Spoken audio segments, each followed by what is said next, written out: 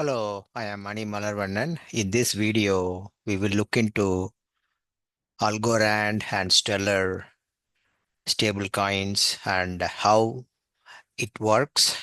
And also we can compare it with the XRP stablecoin that we went through in the previous week.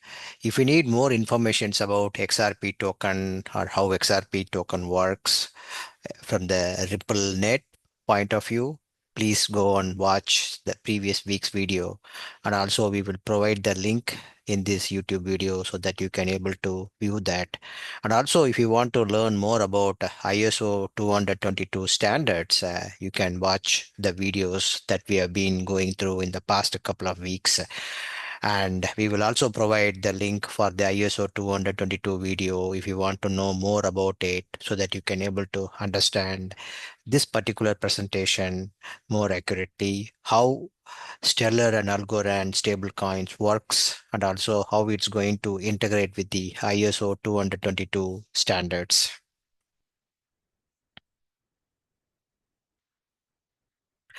So, as we saw in the couple of weeks back, the ISO 222 standard is the global standard created by the multiple independent financial institutions now that is being agreed upon all over the world.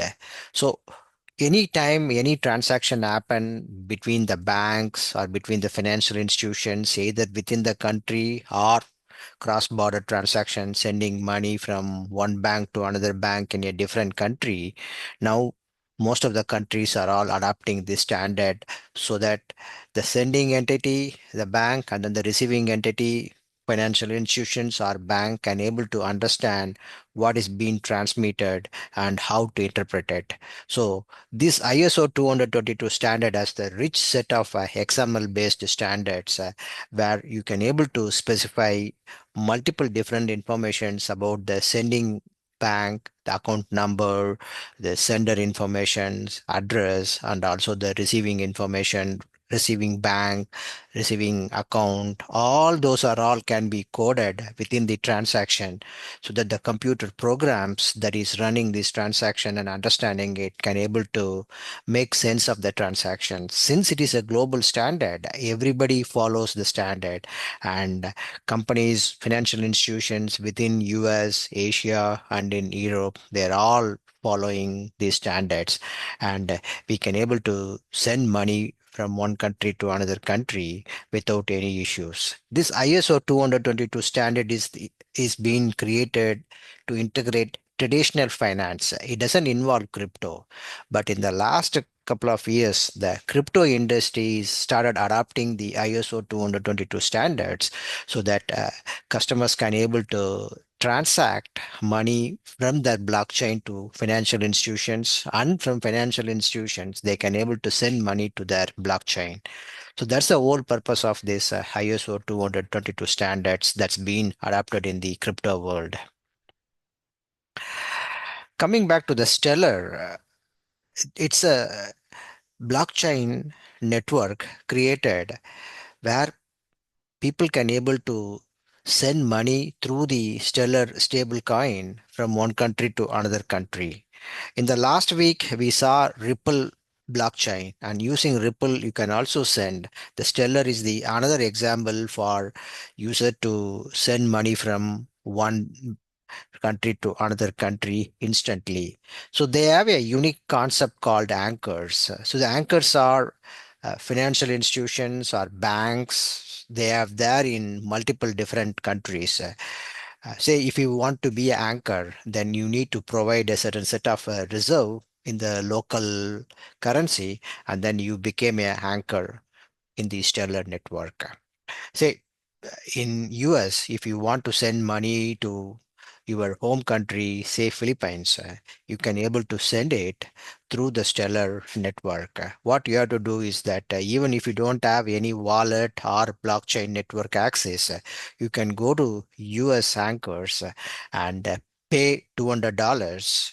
If you want to send the $200 to your friends and family in Philippines, then you can deposit 200, get the Stellar token through the anchors, and then you can give the informations to the anchor where it needs to send to your friends and family in Philippines. In Philippines, once they receive the tokens, your friends and family can get the money in their Philippines local currency. So the way in which the entire transaction works is they simplified so drastically that any person can able to send money from anywhere within the world.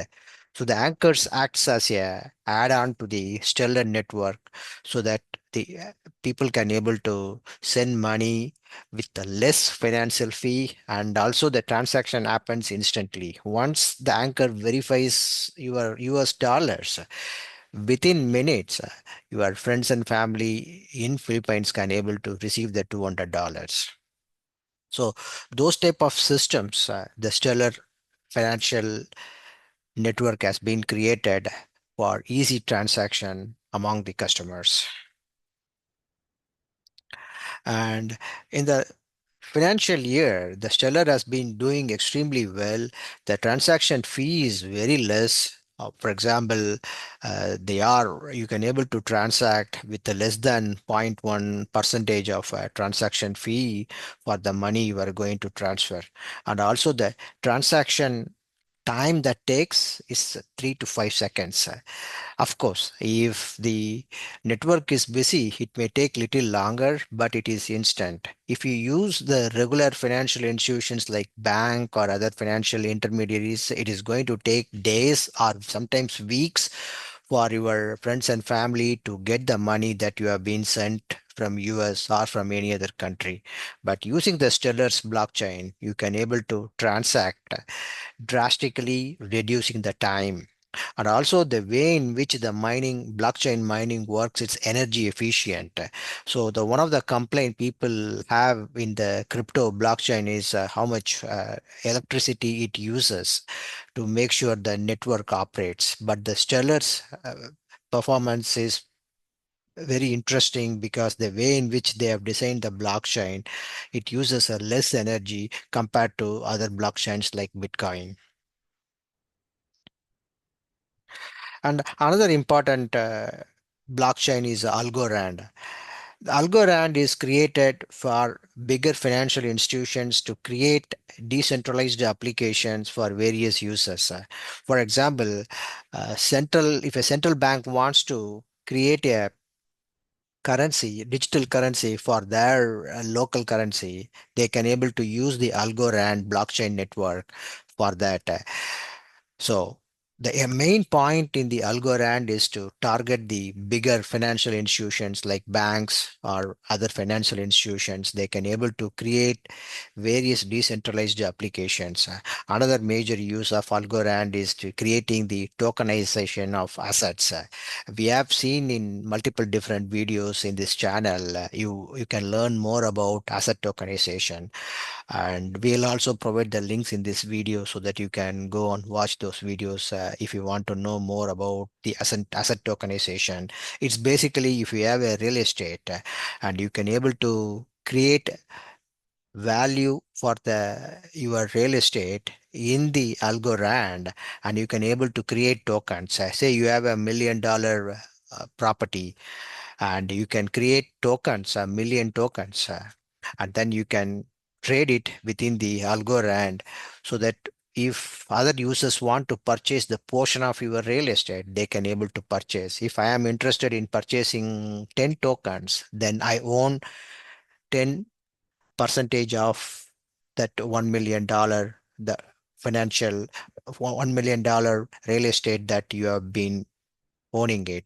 So you can able to create the fractionalization of the assets, and you can sell it to multiple different people. So that is a main advantage of tokenizing assets. You can pretty much tokenize anything. If you have a large artwork which is very valuable, you can able to own it yourself, or you can able to create tokens in Algorand, and you can able to sell it, or you can able to distribute it to your friends and families, so that they all can co-own the drawings or the important item that you have at your home. So all those things are possible using the tokenization, and that's where the Algorand comes into play. And it is not targeting for individual customers. It is targeting for the bigger institutions and like banks and other entities. So Algorand's technical excellence is based on their entire blockchain network. So they use proof of stake mechanism, which is very advantageous and cost less energy compared to Bitcoin blockchain network. So people can able to transact in much faster pace, and also it's going to cost less electricity for the transaction, and the transaction fee for the associated transaction is also less compared to other networks. And also the way in which the Algorand blockchain is built to have enterprise security level, so that you can able to identify where the transaction starts and where the transaction ends. This gives the regulatory financial institutions to regulate the money. In case of any issues, in case of any fraudulent transaction, they can able to revert the transaction using the Algorand. Compared to other blockchains like Bitcoin or Solana or Ethereum, there is no way to reverse the transaction. But in using Algorand, there is a mechanism, inbuilt mechanism for financial institutions to reverse the transaction so that they can avoid fraudulent transactions. And what is the difference between the XLM versus Algo? Those two stable coins differ in their strategy, how they work, and what customers they target.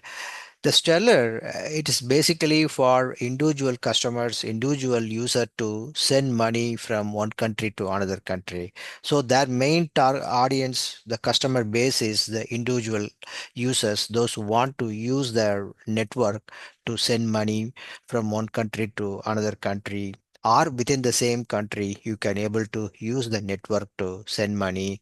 So the transaction fee is ultra low compared to other networks. So this is very suitable for simple micro payments, and you can use the network to buy coffee or day to day any type of goods and services that you use in your life. So, and their focus is the main focus is for the global transaction from one country to another country. So you can able to use it to send money from one country to another country. And they have been partnering with multiple different financial entities like a MoneyGram and also other financial institutions so that you can use their services through their intermediaries as well. And then in the Algorand side, the main target for them is the big financial institutions and central banks to create other financial products in the crypto. The one example we saw is the tokenization. You can use the Algorand blockchain to create asset tokenization decentralized applications, or you can also create other applications as well in the crypto using their blockchain. So that target customer is not the individual users, but big financial entities like banks, central banks, and other financial institutions. So the smart contract is being set up in such a way for regulatory industry bodies to identify and understand where the transaction goes within their Algorand network. And in case of fraudulent transactions, they can able to revert the transaction and they can able to get the money back. So that is the one of the key strength in Algorand, which is not available in other networks. The future is definitely a multi-chain network, not one single type of crypto network, blockchain network is going to be popular.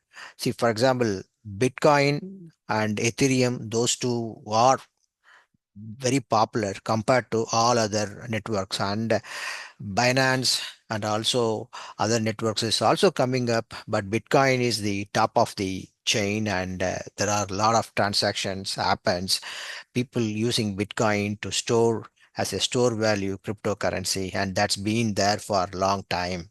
And after Bitcoin, there are other crypto like Ethereum and Binance. coins came into the crypto world. So for this type of transaction, sending money from one country to another country, you need to go with one type of blockchain network. And then if you want to use it as a store value, then you can use Bitcoin. So in the future, no single Bitcoin can able to target all types of use cases for all types of customers. And for institutions, if they want to create financial assets based in crypto, they can use Algorand. So Algorand blockchain is for large customers.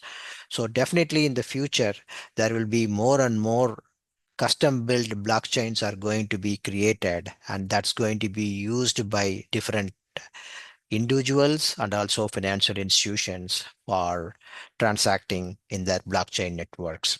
And also all the popular blockchain networks are all following the ISO 222 standards. All these blockchains are all being integrated to with traditional financial networks so that customers can able to transact money from their blockchain network to the traditional financial networks like banks and other financial institutions. Similarly, if a customer has a account in the bank and they have money in their bank, they can able to send it to their favorite blockchain network through the ISO 222 standards integration. So the future is going to be multi-chain blockchain networks. No single blockchain entity can able to target all the use cases for the customers. So that's all I want to discuss in this video. And if you need more information, please let us know. We can provide specific videos to make you understand various crypto products. And also we have a platform to analyze various stable coins like Algorand or other blockchain within Ethereum network. And if you have any blockchains that is there in the Ethereum blockchain, you can able to use our analytical platform dpa.analytic.com, and you can able to view various informations about the particular blockchain. You can go to dpa.analytic.com. If you have an account, you can log in. If not, you can register and start using it right away. And if you need more information about our Web3 platform, analytical platform, please visit analytic.com, and you can learn more about our company and the different types of tools we offer for our customers. And thanks for taking time and listening to this video. And please help us to grow this channel by subscribing to this video channel, and also share this video to your friends and family. Thank you. Bye.